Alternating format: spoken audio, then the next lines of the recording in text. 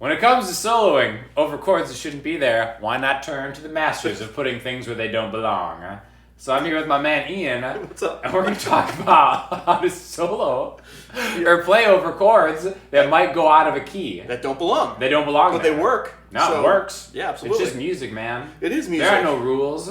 Right, there aren't, but then you have to make them up as when you come across things that don't belong. So here are the rules to playing by not the rules. That's right.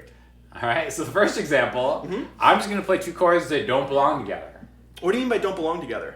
It means they're not in the same key. Not in the same key. Okay. Right? But that doesn't mean that they're not perfect for each other. That's right. Sometimes opposites attract. You know what I mean? Like G major, Yeah, okay. right? G major. Basic white girl.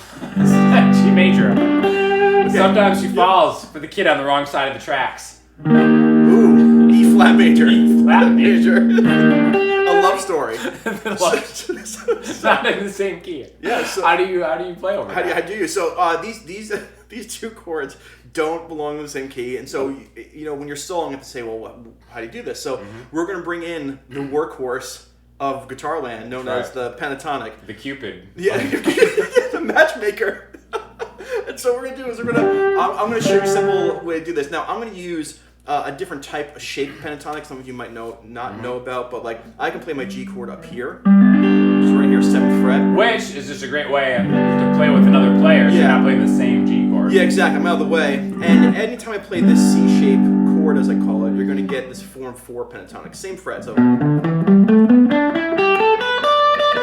that is a G major pentatonic. I'll show you later. I'll play the regular form one up here. I'm going to play this one right here. Sorry, if I play right. I'll go over the frets for everyone. 7-10, 7-10, 7-9, 7-9, 8-10, 7-10. So that covers your the girl, the lady. And then what's the other chord? E flat. E flat major. All right, so because I'm in this area, I know there's a tasty E flat right here in the 11th fret. So what I'm going to do is I'm going to bring in the E major pentatonic as well. Ooh. They don't go well together. My phone just lit up, didn't it? And so what I'm going to do is I'm going to play the form 1 pentatonic. That pinky's the major root note. And so major chord, major pentatonic. So I have 8-11, 8-10, 8-10, 8-10, 8-11, 8-11. That's my E flat major pentatonic. So when Sean plays his G, I'm playing his G flat major. Mashing pentatonics. Mashing pentatonics to his chords. And this is how you write a melody, or you can survive over chord changes that don't fit in the same key. You want to try it out? That's right. In 3. 1, 2, 3.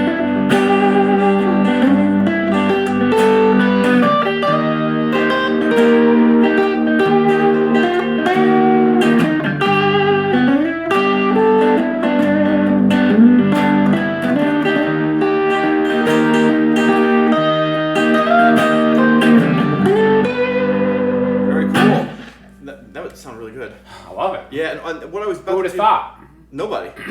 It's great. They didn't have a chance. Yeah, so if you come across, we all have friends who like write songs, and sometimes you're like, what the heck is that? And you can't find a melody. If you ask them what chords they are, you can use the pentatonic trick of matchmaking. All I was going to do there was play the G major here in the 12th fret. It's not bad, right? That's where I was going with that. But yeah, so that's one way to do it. Yeah, same deal works with like chord tones and stuff. Absolutely. Which we'll talk about. Yeah. Which I want to do another progression that is so common. Oh, yeah. I would say this is probably the most common going outside of a key to borrow a chord. Yeah. From one thing.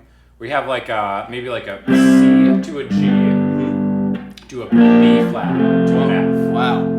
Okay? Yeah. So the way I see this is, because usually 1-4-5 is like the most common thing. C, F, and G. So that'd be C, F, and G. But a lot of times that B flat it's always in these will songs. nudge its way Yeah. into the progression. And it don't belong. No, it doesn't. But that doesn't mean we can't welcome it. Right, well, what is that B flat? Well, I see it as the flat 7 of C as a major chord. Yeah. So you call it a flat 7 major chord. Sure. All right? Yeah. Or another way to think about this would be a 1 to a 5. Yeah.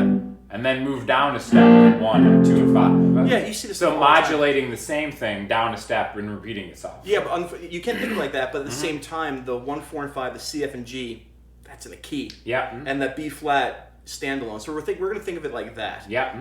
Now, it doesn't mean you can't play it just down a step. But I do think that if you tried soloing over it, in fact, can we do that as an example? Sure. Like let's just do minor pentatonic for C to G. So that'd be A minor pentatonic. Okay, yep. And then minor pentatonic B flat to F. That'd just be down. And you'll hear that it'd be like, oh, we're just switching. Yeah. So what I'm gonna do here is I'm gonna play like the C major or A minor pentatonic 5th fret, and when he goes down the whole step, I'm just gonna push my pentatonic down the whole step. Right. That's it. And then that'll be a certain time. So 1, 2, 3, 4. And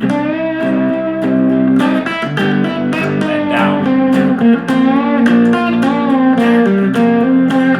One more time.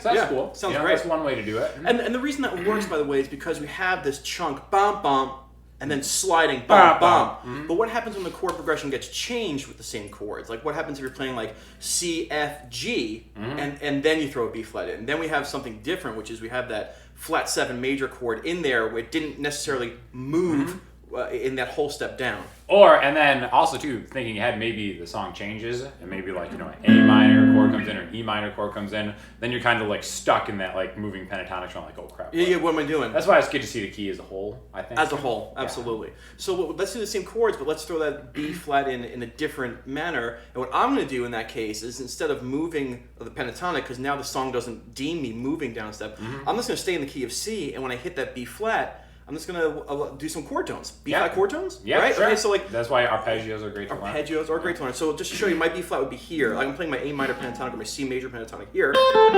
And he's gonna change up the chord progression so that B flat's more of a standalone. All I'm gonna do is I'm gonna picture the B flat chord here, and I'm just, for the amount of time that you're on that, I'm gonna use those chord tones. Cool. And hopefully it works out. So now I'm gonna play C, F, G, B flat. Cool. Okay? Here we go. 1, 2, 3, 4. C,